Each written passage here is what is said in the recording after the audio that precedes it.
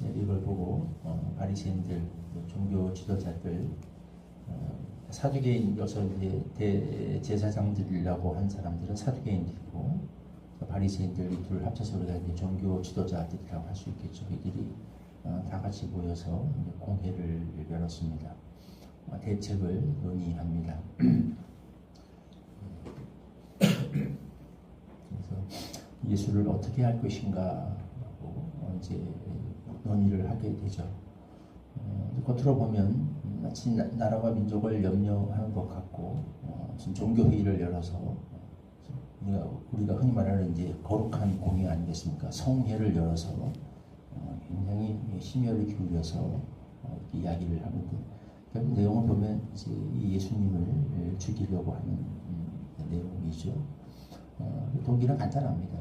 본문에 뭐 명확하게 나와 있지 않지만 여러 곳에서 이들이 왜 이렇게 행동하는가를 밝히고 있어요. 심지어 나중에 예수님을 재판하는 그 법정에서 빌라도의 시각을 빌려서도 성경을 기록합니다. 빌라도가 보기에도 이들이 시기심 때문에 예수를 고발하고 죽이려고 한다.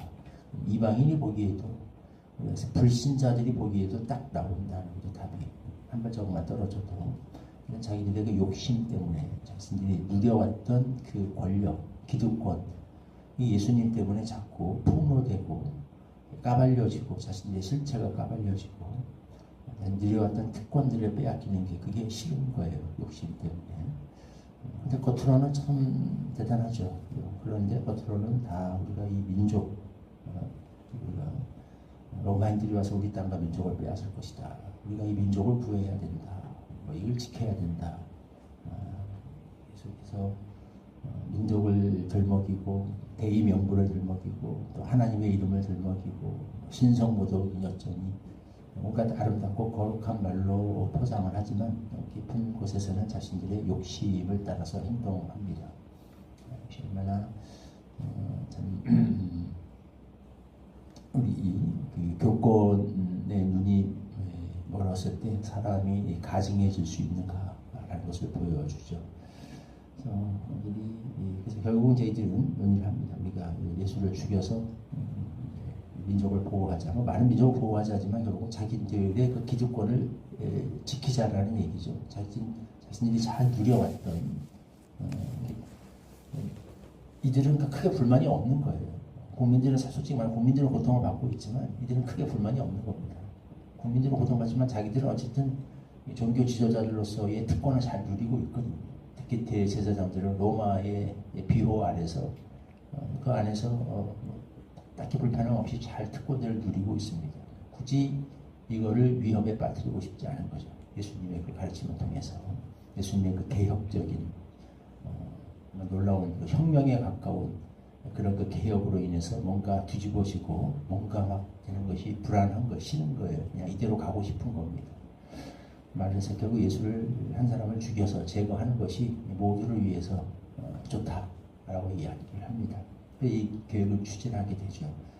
참 놀랍습니다. 이 말 가운데 굉장히 예언적인 표현을 씁니다. 한 사람이 백성을 위하여 죽어서 온 민족이 망하지 않게 되는 것이 너희에게 유익하다. 유익하기를 생각하지 못하느냐. 그러니까 우리는 딱 감고 한 사람 죽이는 게 낫다. 하나가 죽여서 우리 전체가 사는 게 낫다.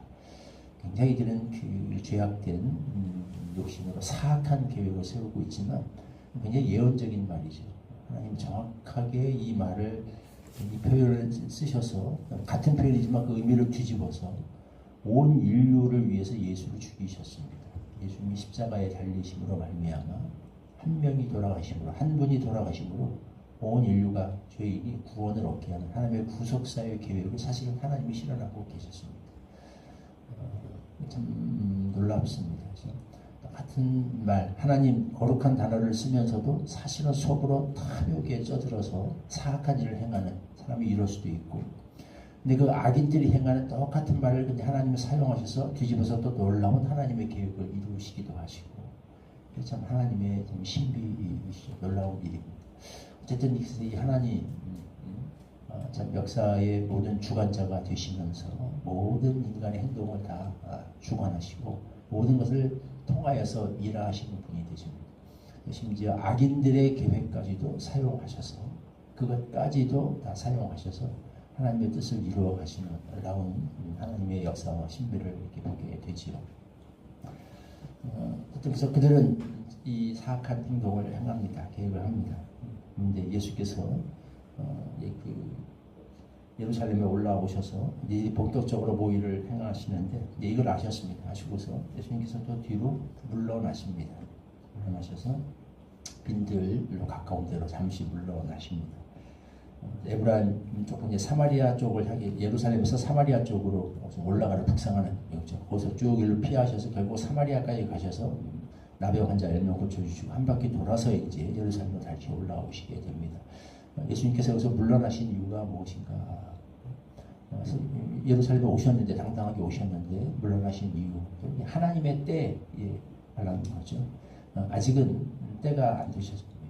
6월절에 정확히 타이밍에 맞춰서 예수님은 6월절 어린 양이 되셔서 돌아가셔야 되기 때문에 이렇게 뒤로 물러나신 거죠. 그래서 예수님의 행동을 결정하는 동기가 무엇인가 명확하게 보게 되죠. 이 바리새인들과 예수님 명확한 차이를 보게 되죠. 예수님과 또 모든 다른 사람들의 명확한 차이를 보게 됩니다.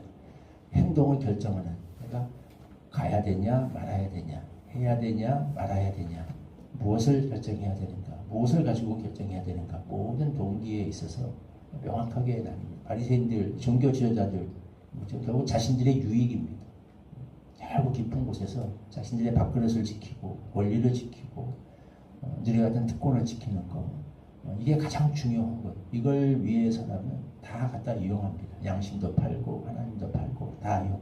이게 종교지도자들의 모습이죠. 다른 예수님의 가족들도 우리가 보면 특히 이제 이 문제를 놓고 또 한번 충돌을 빚었던 사람들이 예수님의 형제들 아닙니까? 형제들도 예수님한테 그랬어요. 이해를 못하겠다. 왜 예루살렘에 가셔야 되는데 안 가고 민적거리냐. 예수님께서 때를 말씀하십니다. 너희 때는 항상 준비되어 있지만 내 때는 준비되지 않았다. 그들이 가자 그럴 때 안 가시고 나중에 따로 올라오시고 또 정작 오셔서는 또 뒤로 물러가시고 예수님의 행동이 그들의 입장에서 보면 참 이해가 안 가죠.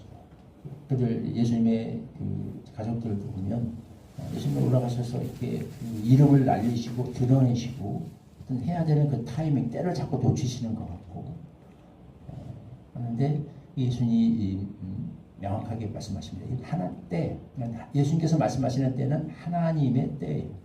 하나님의 뜻이 이루어질 때 그때에 맞춰서 예수님은 행동하십니다.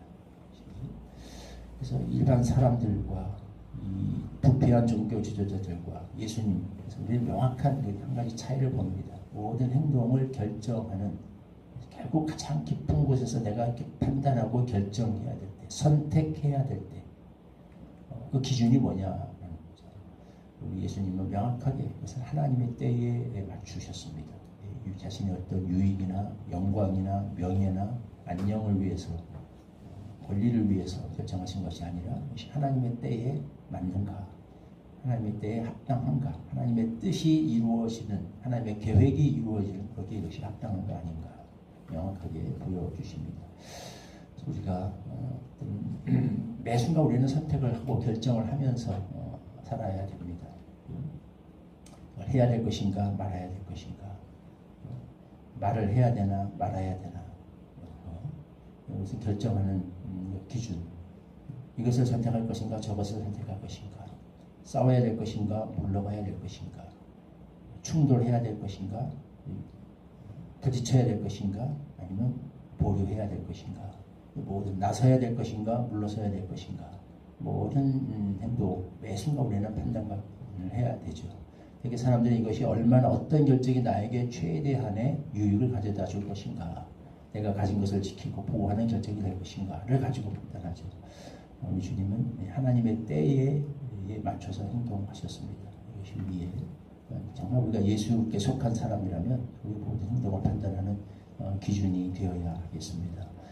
때로는 이 하나님의 뜻, 아무리 내가 하고 싶은 행동이 있어도 하지 말아야 될 때가 있고, 때로는 참 하기 싫어도 해야 될 때가 있고, 하고 싶은 말이 있어도 하지 말아야 될 때가 있고, 하고 싶지 않은 말이지만 해야 될 때가 있습니다.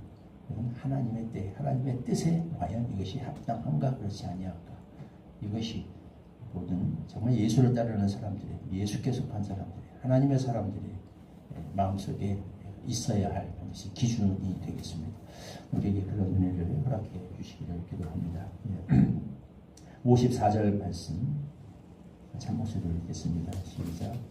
그러므로 예수께서 다시 유대인 가운데 드러나게 다니지 아니하시고 거기를 떠나 빈들 가까운 곳인 에브라임이라는 동네에 가서 제자들과 함께 거기 머무르시니라. 발걸음마다 하나님의 이름을 내세우고 민족을 내세우고 거창한 일을 도모하는 것 같으나 결국은 자신들의 기득권을 지키기 위해서 온갖 사악한 짓도 가증한 짓도 멈추지 아니하는 종교 지도자들의 모습 속에서 부패한 인간의 죄성을 발견합니다. 반면에 나아가고 물러가고 모든 행동하는 기준이 정확히 하나님의 때 온전히 하나님의 뜻과 계획에 맞춰 있던 예수님을 통하여서 하나님의 사람들이 가져야 될 분명한 절대적 기준이 무엇인가를 다시 한번 배우고 깨닫습니다.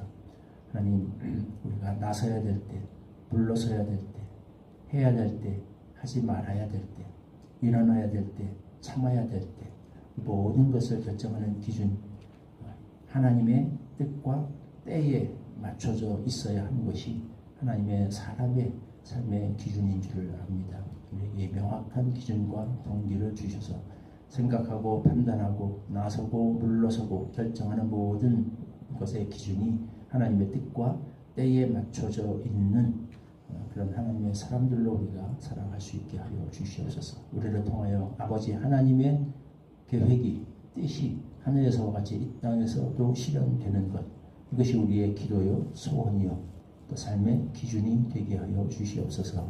예수님의 이름으로 기도하옵나이다. 아멘. 260장 당분간 1절 부르시고 주님 가르쳐 주신 기도로 함께 기도하겠습니다.